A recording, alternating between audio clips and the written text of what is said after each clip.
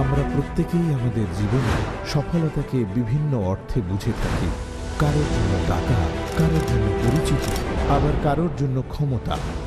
কিন্তু এমন একটা দিক আছে যা প্রত্যেক সফল মানুষের যাত্রাপথকে সম্পূর্ণ করে, গিভিং ব্যাক টু সোসাইটি।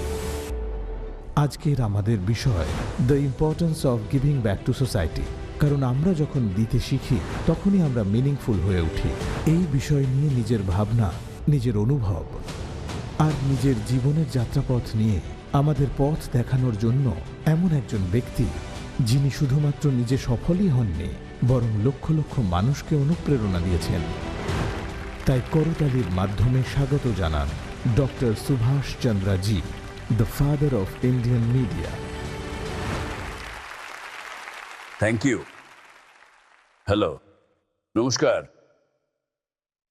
আমি এখানে আসার আগে খুব আনন্দিত ছিলাম এটা ভেবে যে আজ আমি দিল্লি ইউনিভার্সিটির একটা নতুন কলেজে আমি আসছি। যদি আমরা ভারতবর্ষের গত 50-60 বছরের ইতিহাসের দিকে তাকাই, তাহলে আমরা এটা বুঝতে পারবো যে 80 থেকে 90% মানুষ, ছাত্রছাত্রীরা যারা জীবনে এগিয়ে গেছেন, কিছু করেছেন, এই দেশে তাদের নিজের বাবা মায়ের ইনস্টিটিউশনের, নিজের কলেজের নামকে উজ্জ্বল করেছেন। তারা বেশিরভাগই গভর্নমেন্ট কলেজেই পড়াশুনো করেছেন। তাই আজ আমি খুব আনন্দিত যে এইরকম একটা মহাবিদ্যালয়ে আমি উপস্থিত হতে পেরেছি আপনাদের সবার সামনে। আপনাদের থেকে আমি কিছু নিশ্চয়ই শিখব। আমিও আমার নিজের এক্সপিরিয়েন্স যা কিছু আছে আমার জীবনের, সেটা আমি আপনাদের সঙ্গে শেয়ারও করতে পারবো, আর সেটাই করব। তাই সেই কারণে আমি এটাই আশা করব যে তোমরা যত বেশি সম্ভব প্রশ্ন আমাকে করবে, আমিও তার উত্তর দেওয়ার চেষ্টা করব। কি রাজি তো?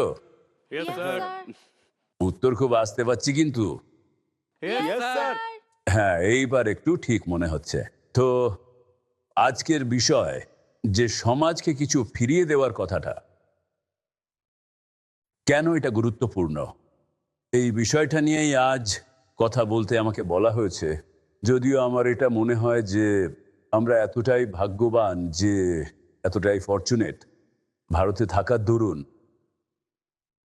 যেখানে এই বিষয়টা, যেখানে সমাজকে কিছু ফিরিয়ে দেওয়ার ব্যাপারটা, সমাজের জন্য কিছু করার ব্যাপারটা, আমরা সবাই ছোটবেলা থেকে এটা দেখে আসছি। আমাদের বাবা মায়েরাও কোথাও না কোথাও কিছু দান পুণ্য, কিছু না কিছু দানের কাজ করেই থাকেন, আমরা জানি সেটা। আর আমাদের আশেপাশেও আমরা এটা নিশ্চয়ই দেখেছি যে কোনো না কোনো প্রতিবেশী কোনো না কোনো ভালো কাজ করেই থাকেন। বাড়ি থেকে বেরিয়ে এই কলেজ পর্যন্ত তোমরা সবাই চলে আসো, রাস্তায় তোমরা নিশ্চয়ই কোনো না কোনো ডিসপেন্সারি, কোনো না কোনো ধর্মশালা, কিছু না কিছু এইরকম তোমরা দেখতে পাবেই, যেটা কোনো একজন ব্যক্তি সেটা নিজের টাকা খরচ করে তৈরি করে সমাজের জন্য দিয়েছেন। কিন্তু এই বিষয়টা, এটা নিয়ে আলোচনা করার আগে আমাদের নিজেদেরকে চিনে নেওয়াটাও খুব জরুরি একটা কাজ। সমাজকে কিছু ফিরিয়ে দেওয়ার ব্যাপারটা তো ঠিকই আছে, যেটা আমরা করব, কিন্তু আমি কে? আমি কেন এই মনুষ্য জাতির মধ্যে আমার জন্ম হয়েছে? আমার উদ্দেশ্য কি? আমার পারপাস কি এই জীবন পাওয়ার পেছনে? এই প্রশ্নটাও ঠিক একই রকম গুরুত্বপূর্ণ আমাদের বিষয়ের দিকে এগিয়ে যাওয়ার এবং সমাজকে কিছু ফিরিয়ে দেওয়ার বিষয় নিয়ে আলোচনা শুরু করার আগে তোমাদের মনেও এই প্রশ্নটা নিশ্চয়ই আসছে যে যখন আমার কাছে টাকা থাকবে, যখন অনেক টাকা রোজগার করব, যখন টাকা হবে, তখন সোসাইটির জন্য নিশ্চয়ই কিছু করব, তখন ওই বিষয় নিয়ে কথাও বলবো। কিন্তু এখন আমায় পড়াশুনো করতে দিন, আমি তো ছাত্র বা ছাত্রী। আগে প্রতিষ্ঠিত হয়েই টাকা পয়সা রোজগার করি, তখন না হয় এসব নিয়ে ভাববো। আজ কেন ভাববো? এই প্রশ্নটা মনে আসছে কিনা তোমাদের? এই বিষয়টা নিয়ে আজ ডিসকাশন করার প্রয়োজন কি? স্যার, এটা বলতে পারি যে শুধু টাকা দিয়েই সমাজের ঋণ পরিশোধ করা হয় না। ঠিক বলেছেন। অনেকভাবেই সমাজের ঋণ পরিশোধ করা যেতে পারে। একদমই তাই। হ্যাঁ, নিজের কাজের মাধ্যমে, নিজের ডেডিকেশনের মাধ্যমে, কাউকে সাহায্য করে, কাউকে পড়িয়ে, হসপিটালে এত পেশেন্টরা থাকে, তাদেরকে একদম সাহায্য ঠিক। করে, এমনটা নয় যে টাকা দিয়েই হেল্প টাকাটাই করতে হবে। একমাত্র প্রয়োজন নয়। খুব হ্যাঁ, ভালো হ্যাঁ। বলেছেন, খুব ভালো।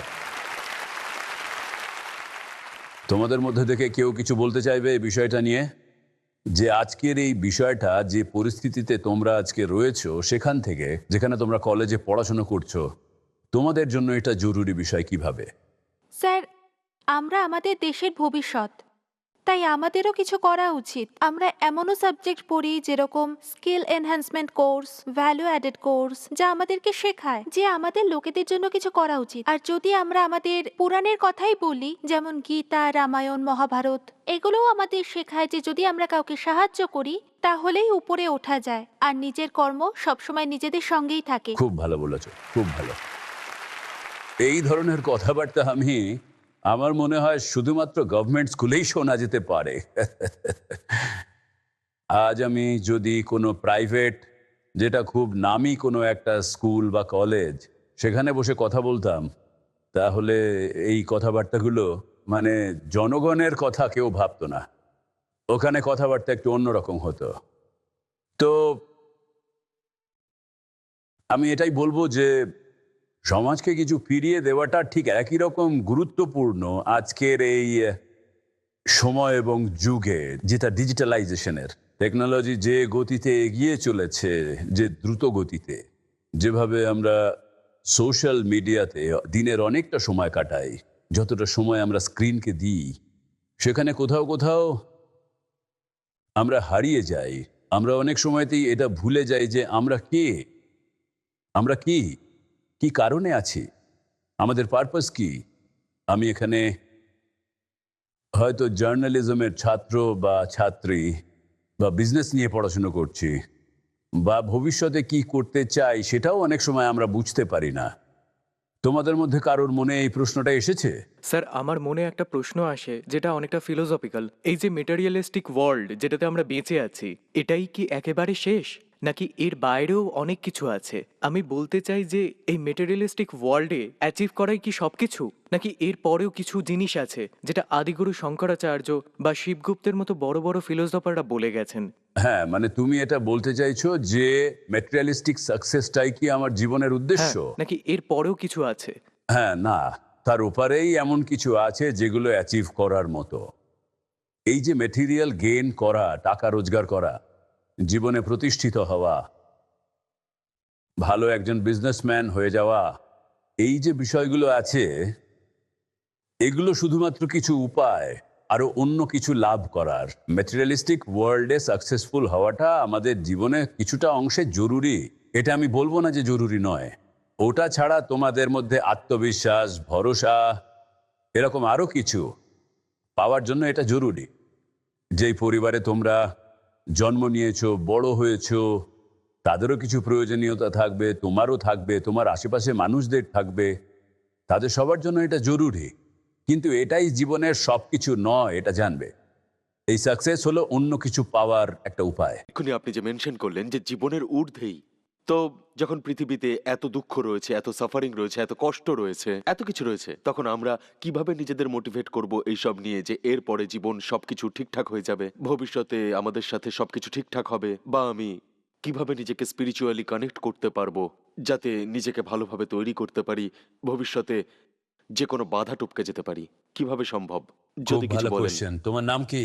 স্যার, আব্দুল্লাহ। আব্দুল্লাহ যে প্রশ্নটা করেছে সেটা খুব ভালো একটা প্রশ্ন। আমি যেই কাজটা করছি, বিভিন্ন জায়গায় যাই, বিভিন্ন ইনস্টিটিউশনে যাই, কোথাও কোনো সমাজ বা সোসাইটির কিছু মানুষ একত্রিত হয়ে আমাকে ডাকলে আমি সেখানেও চলে যাই, বিভিন্ন জায়গায় যাই। এটা কি আমি খ্যাতি পাওয়ার জন্য, নাম কামানোর জন্য, বা নিজেকে প্রমোট করার জন্য, বা পাবলিসিটি করার জন্য করছি? না, আমার মনে হয় এগুলোর আমার প্রয়োজন নেই। কিন্তু একটা আমাদের পরিবারে এখন যে কলেজে আমরা বসে আছি, আর যে মহান ব্যক্তির নামে এই কলেজটা, মহারাজা অগ্রসেন, আমি মহারাজ অগ্রসেনের পরিবারেরই একজন মানুষ, সেই সমাজেরই একজন মানুষ, আগরওয়াল সমাজের মানুষ। আর এই সমাজ মানে যতটুকু আমি দেখেছি, আমার গ্রেট গ্র্যান্ডফাদার যিনি এখানে ৯৯ বছর আগে আমাদের ইনস্টিটিউটকে প্রতিষ্ঠিত করেছিলেন, আমরা এখন ১০০তম বর্ষে আছি, যবে থেকে আমাদের ফ্যামিলি বিজনেস শুরু হয়েছিল। উনি বলেছিলেন যে দশোধ বের করতে হবে। দশোধ মানে 10% অফ দ্য প্রফিট। সেটা অবশ্যই খরচ করতে হবে সমাজের কোনো না কোনো ভালো কাজের জন্য। আরও একটা ভালো ব্যাপার, যেটা আমি ছোটবেলায় স্কুল থেকে ফিরে এসে দেখতাম, গদিতে বসতাম, কাজ করতাম, বড়রা যেটা বলতেন সেটা করতাম, কারোর পেমেন্ট নেওয়া, কাউকে দেওয়া, সেটাকে ক্যাশ বুকে লিখে রাখা। তো আমি দেখতাম যে আমার ঠাকুরদাদা যখনই কেউ আসতো চাঁদা নেওয়ার জন্য, কোনো স্কুলের জন্য বা অন্য কোনো কাজের জন্য বা কোনো ভালো কাজের জন্য, তো উনি তখন বলতেন যে আচ্ছা 51 টাকা দিয়ে দাও ওনাকে। তো এর জন্য একটা আলাদা খাতা থাকতো, সেই খাতাতেই তার ডেবিট সাইডে আমরা সেটা লিখে দিয়ে দিতাম, আর সেটা সারা বছর ধরে চলতে থাকতো। এখন বছরের শুরুতে তো আন্দাজ করা সম্ভব নয় যে বছরে প্রফিট কত হবে। এটা তো বিজনেস, প্রফিটও হতে পারে, লসও হতে পারে, অনেক কিছুই হতে পারে। কিন্তু যখন প্রফিট হবে তার 10% সেই খাতার ক্রেডিট সাইডে জমা হবে। তো আমি সেই দেওয়ার কাজটা করতাম, কিন্তু জানতাম না কত প্রফিট হবে। তবে আমি দেখতাম যে কোনো বছরই ওই যে ডেবিট সাইডটা আছে সেটা কখনোই ক্রেডিট সাইডের থেকে বেশি হয়নি। মানে যদি বেশি দেওয়া হয়ে যেত তাহলে হয়তো প্রফিটও বেশি হয়ে যেত। তো এই ব্যাপারটা আমি এই কারণেই বললাম যে আমি একবার গ্রামে গিয়েছিলাম, তো তখন বাবা আমায় জিজ্ঞেস করলেন যে বিজনেস সব ঠিকঠাক চলছে তো। বললেন তুমি দশোধ বের করে রাখছো তো, এখনো দিয়ে যাচ্ছ তো ওটা নাকি? বললাম হ্যাঁ দিচ্ছি, আমার পরবর্তী প্রজন্মও হয়তো দেবে। আর তুমি যে অভিজ্ঞতা সঞ্চয় করেছো তার কি হলো? সেটা তো তুমি বিতরণ করলে না। তো এই জীবনে যে অভিজ্ঞতা সঞ্চয় করেছো তুমি এই বিজনেস করতে গিয়ে, এই 35, 40, 50 বছরে, তারও কিছুটা অংশ সমাজে মানুষের মধ্যে বিতরিত হওয়া উচিত। তাই এই সুভাষচন্দ্র শো আমি শুরু করেছি, যাতে আমার অভিজ্ঞতাও শেয়ার করতে পারি। এবার দ্বিতীয় প্রশ্নে আসি, যে জীবনে দুঃখ আছে, দুঃখ চারপাশে ছড়িয়ে আছে।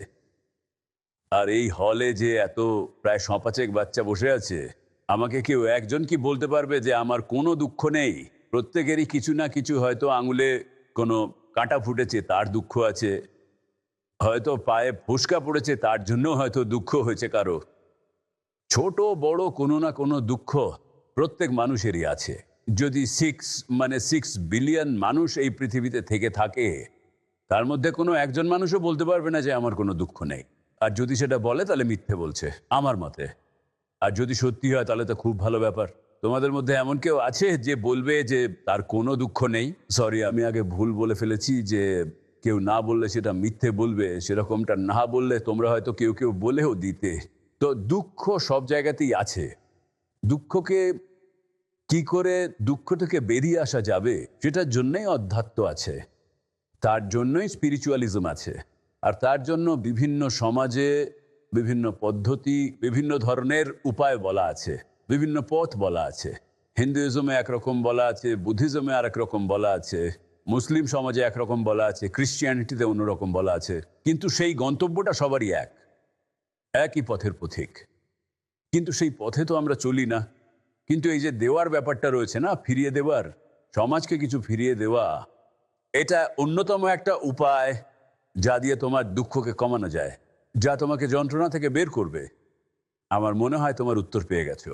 স্যার, যেরকম ফর এক্সাম্পল, যদি আমরা, আপনি ধরুন যেভাবে পৃথিবী তৈরি হয়েছে, যদি আমাদের মনে হয় যে মারা যাওয়ার পর স্পিরিচুয়াল কোনো পৃথিবী বা এরকম কিচ্ছু নেই, মানসিকভাবে যদি আমরা ভেঙে পড়ি, তাহলে বেঁচে থাকার পারপাসটা কি হবে?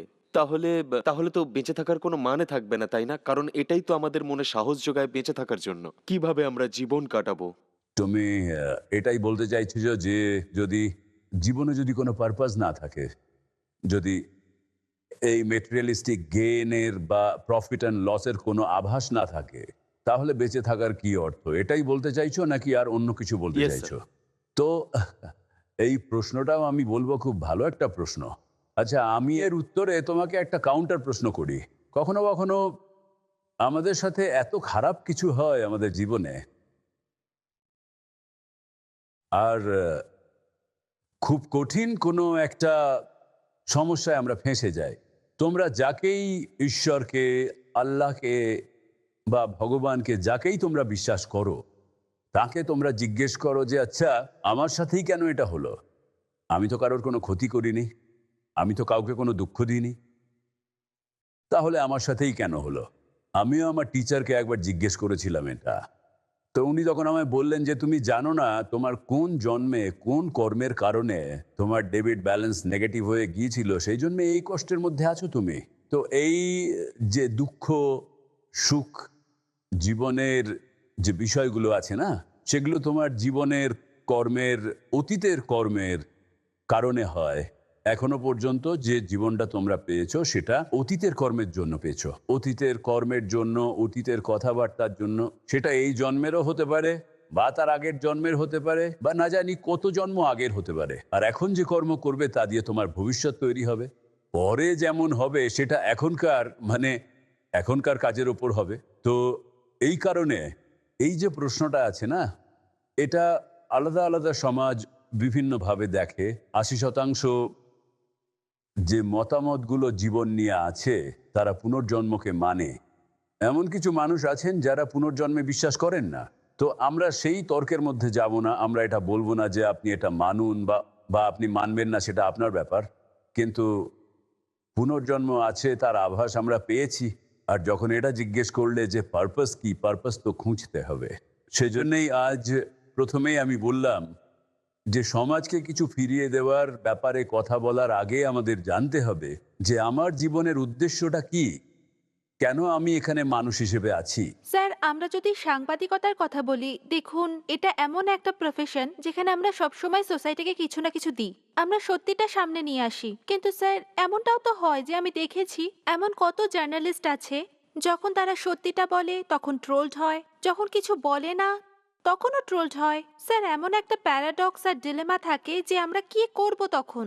আমরা সত্যিটা বলবো নাকি বলবো না, নাকি সিম্পলি ভাববো যে যা হচ্ছে হোক।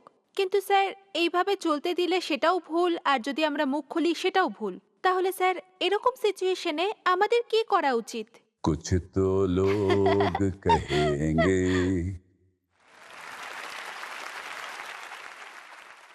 लोगों का काम है कहना। হ্যাঁ, ইয়েস, ইয়েস স্যার। জার্নালিস্ট হিসেবে তোমরা যদি এই প্রফেশনে যাও, তবে যদি সাহস থাকে তবে সত্যিটা বলো। যদি ট্রোল হতে হয় তো হবে, তাতে কিছু আসে যায় না। সাংবাদিকতা তো নির্ভীক হওয়াটাই আমাদের শেখায়।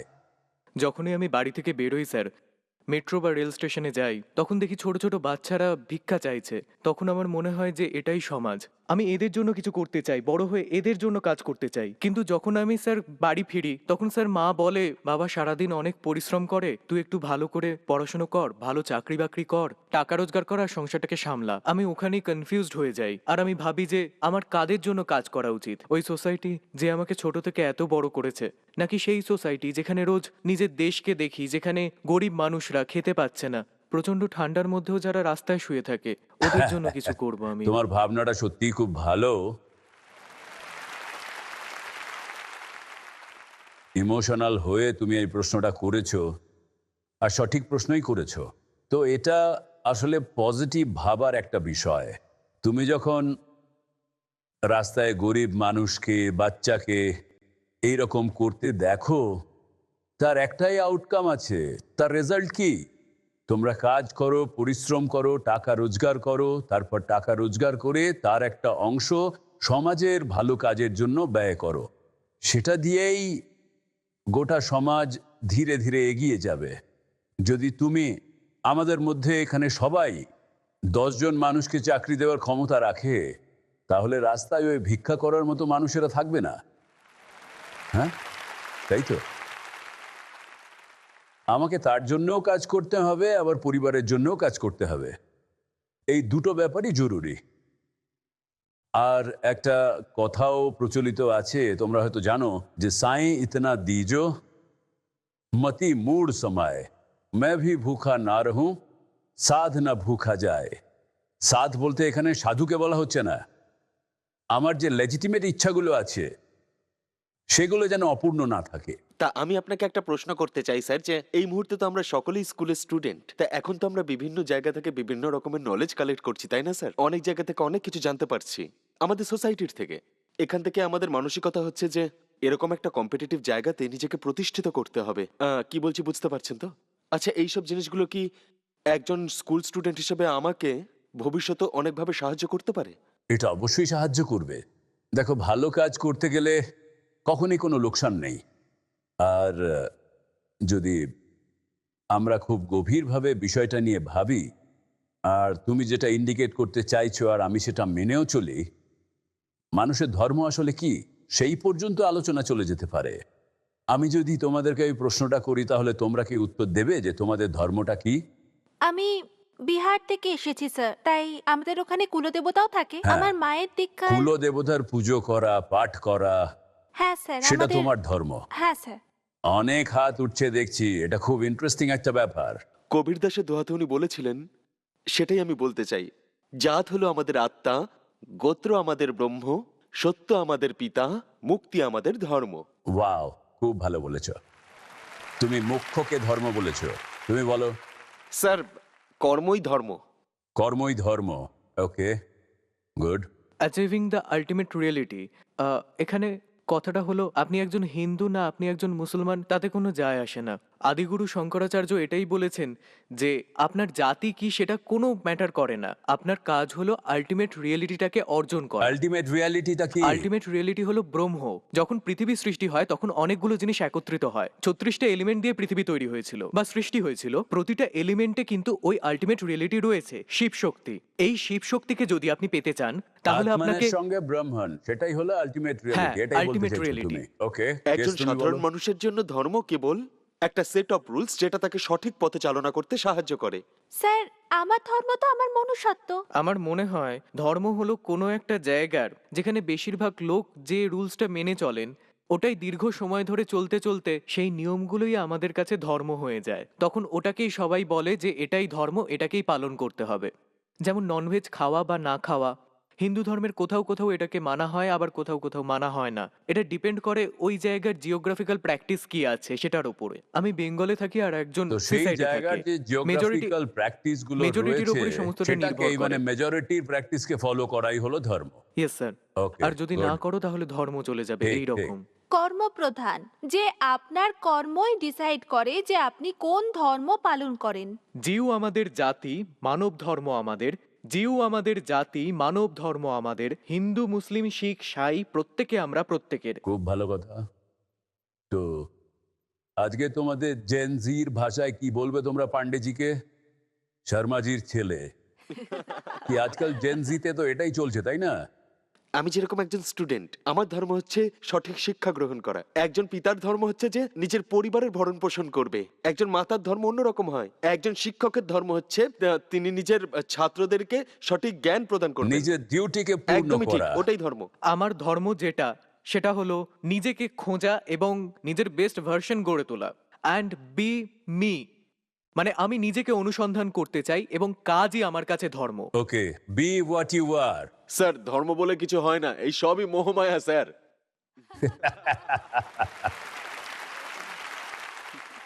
এই সব ইলিউশন। হ্যাঁ স্যার। তো এই যে আমরা এখানে বসে আছি, হল ভরে রয়েছে, এটাও কি ইলিউশন নাকি? আচ্ছা, এই ইলিউশনকে দূর করার নামই ধর্ম নয় কি? Really interesting. ছাত্রছাত্রীদের এটাতে এত ইন্টারেস্ট রয়েছে।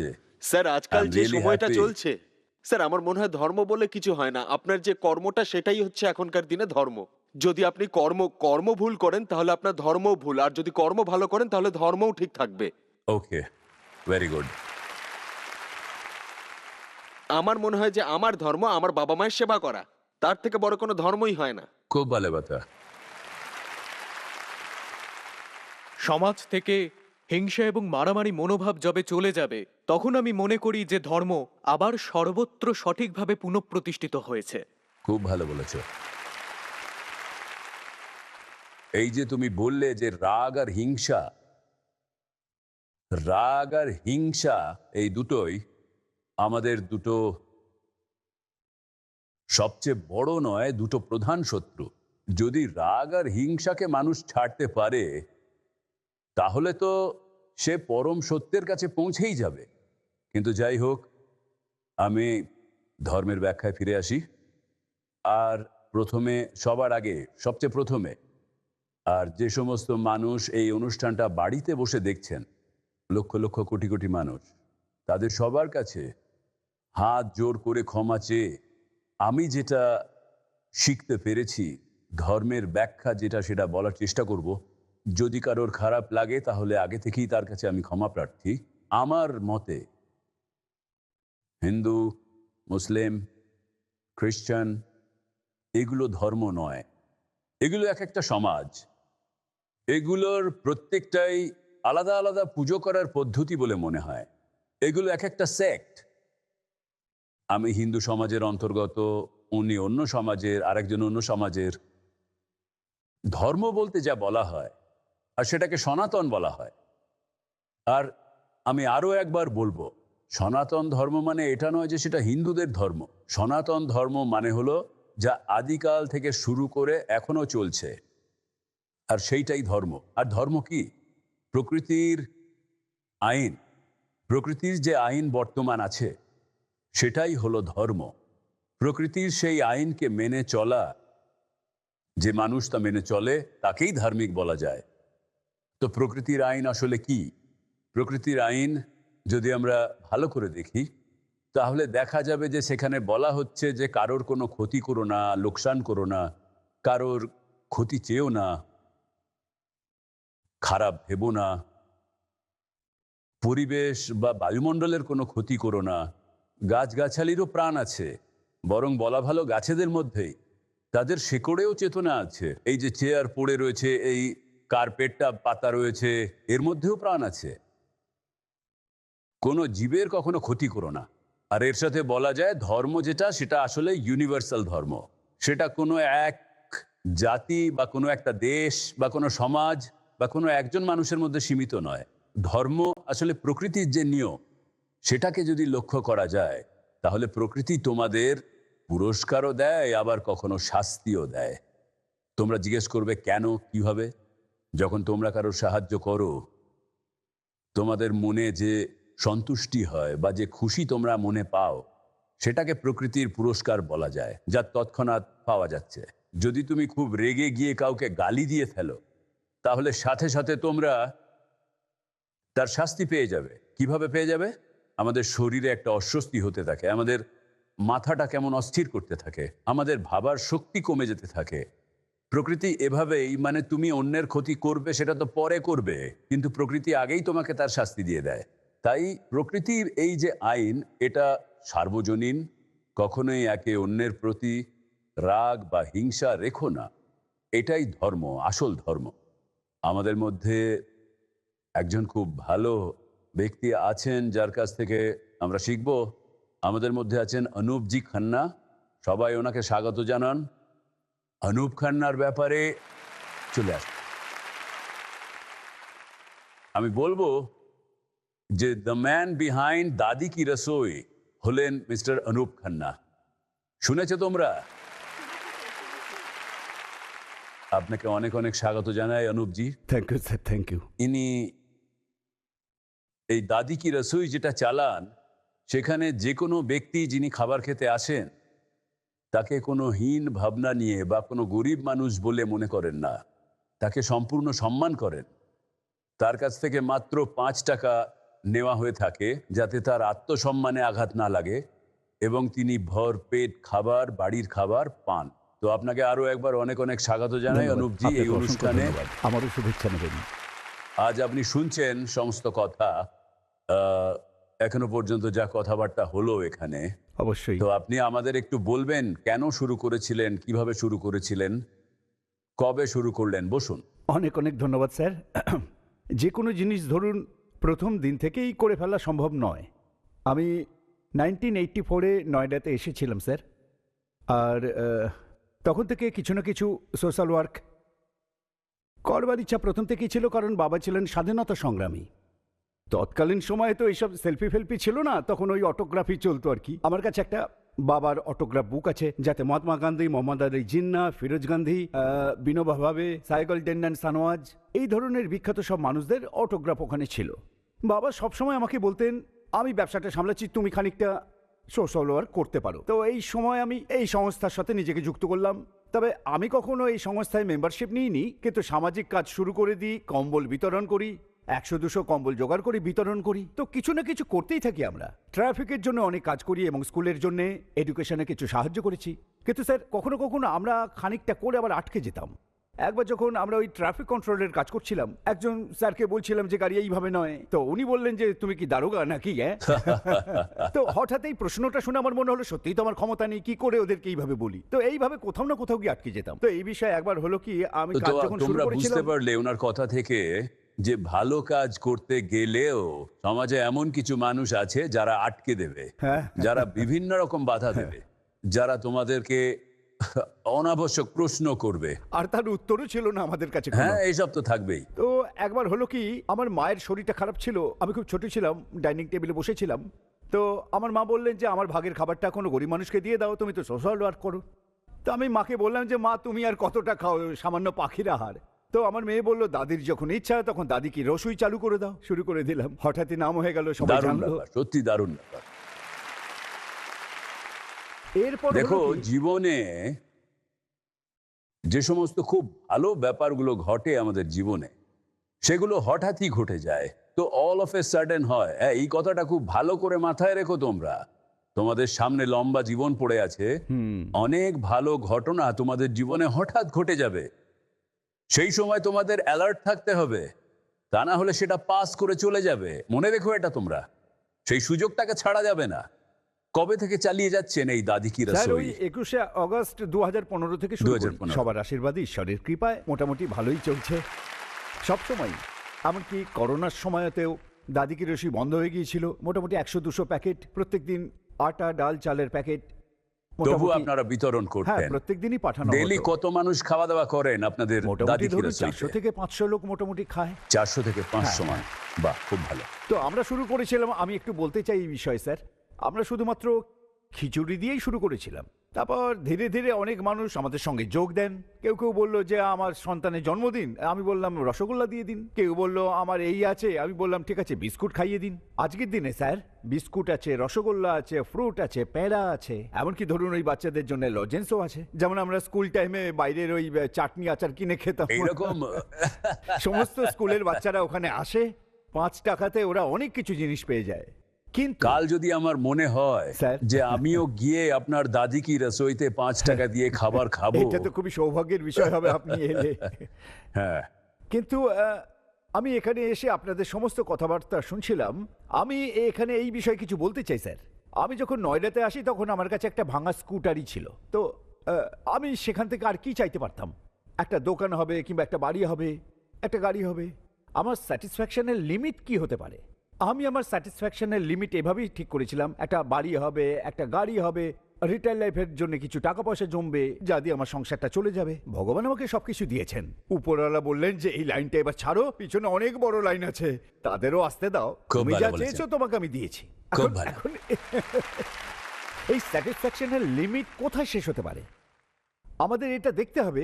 আজকের দিনে দাঁড়িয়ে ডক্টর সুভাষচন্দ্রের কোনো কিছুই অভাব নেই, কিন্তু তবু এত পরিশ্রম আপনাদের এডুকেটেড করবার জন্য করছেন। তো তিনি কেন এটা করছেন? আমিও আমার মোটামুটি ছোটবেলায় পার্কে বসে আলোচনা করতাম যে সরকার এই করছে না, সরকার এই করছে না, আমি কি করছি? এটাই হলো ইম্পর্টেন্ট। আমাদের জীবনে কি করতে হবে এটাই হলো বেশি ইম্পর্টেন্ট। সকালের দিকে যে সমস্ত মানুষ পার্কের দিকে বেড়াতে যায়, হ্যাঁ, স্যার। তারা এটাই বলেন যে সরকার কত খারাপ কাজ করছে। আমার পাশেই একজন থাকে, সে খুব খারাপ লোক, এইসবই হয়ে থাকে। মেয়েরা একরকম চিন্তা ভাবনা করে, ছেলেরা তারা আলাদা করে gossip করেন। বেসিক্যালি আমরা যে ওই 30 বছরের, 40 বছর, 50 বছরের অভিজ্ঞতা পেয়েছি, সেটা সবার মধ্যে শেয়ার করতে হবে। তাতে আমরা যা যা ভুল করেছি সেই ভুল যেন অন্য কেউ না করে। আর আমি বলতে পারি যে আপনারা ভীষণ সৌভাগ্যবান, এবং আমিও অত্যন্ত সৌভাগ্যবান যে আপনার এক্সপিরিয়েন্স থেকে আমরাও না শিক্ষা না, পাচ্ছি। এরকম বল।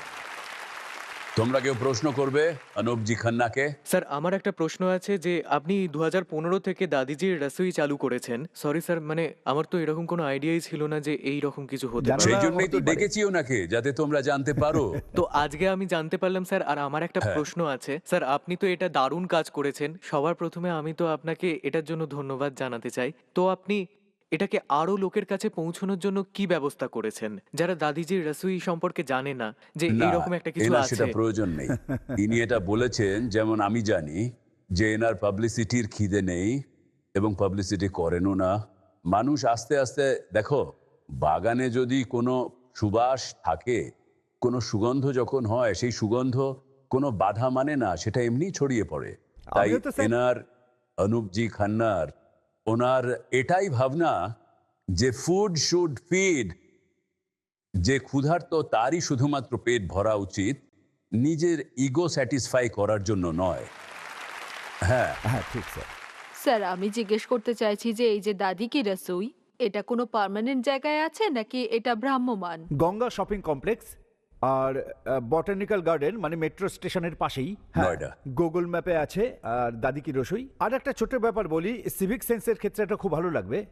5 টাকাতে তারাই খাবার পাবে যারা রিক্সা চালায়, তারা ঠিক মতো প্রপার লাইনে পার্কিং করবে, লাইন মেনটেন করতে হবে, আর 5 টাকার কয়েন তাদের হাতে থাকতে হবে। যার কাছে থাকবে না সে আগে থেকে যে ভাঙিয়ে নেবে যে আমাদের কাছে। স্কুটারে করে আসবে তার জন্য কি প্রয়োজন 5 টাকায় খাবার নেওয়ার? স্যার এরকম অনেকেই আসে, এমনকি 4 চাকাতেও আসে স্যার। 4 চাকাতেও 4 আছে? চাকাতেও আসে। বড় বড় মানুষ, তাদের কিভাবে বারণ করবো আমরা?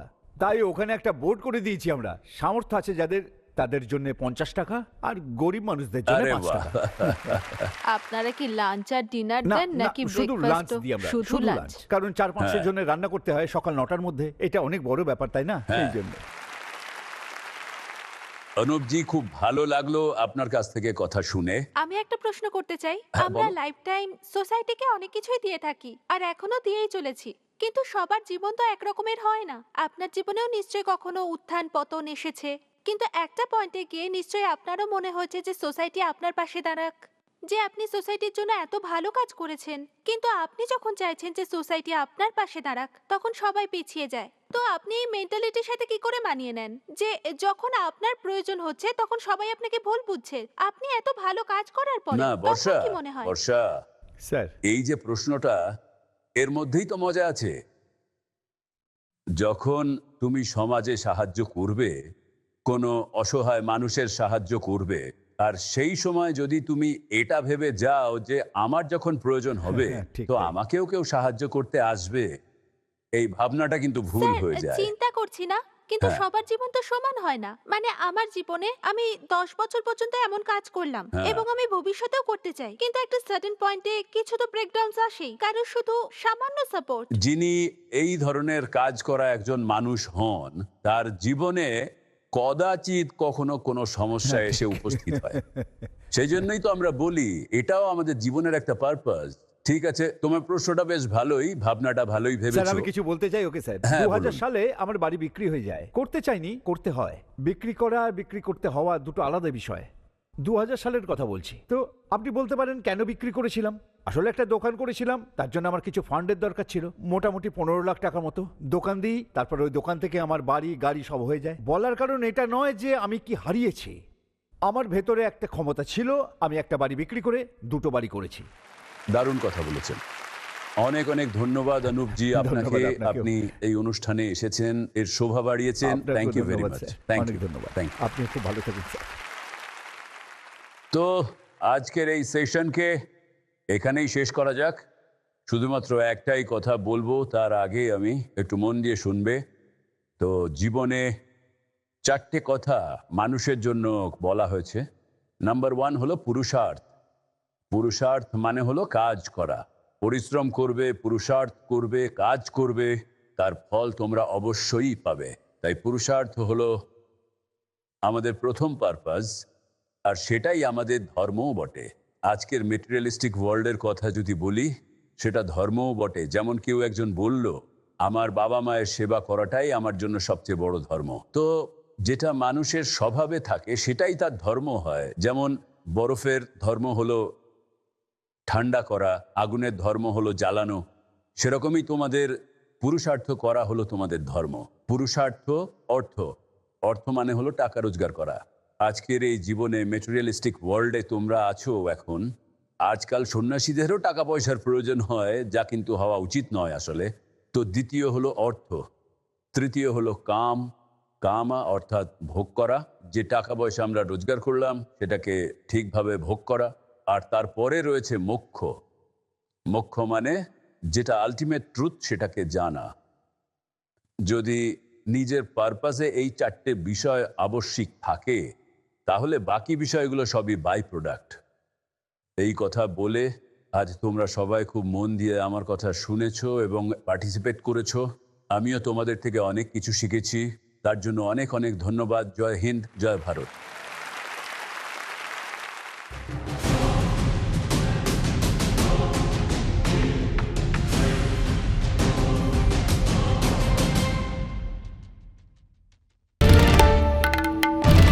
বাংলার আওয়াজ, বাঙালির আবেগ, জি 24 ঘন্টা।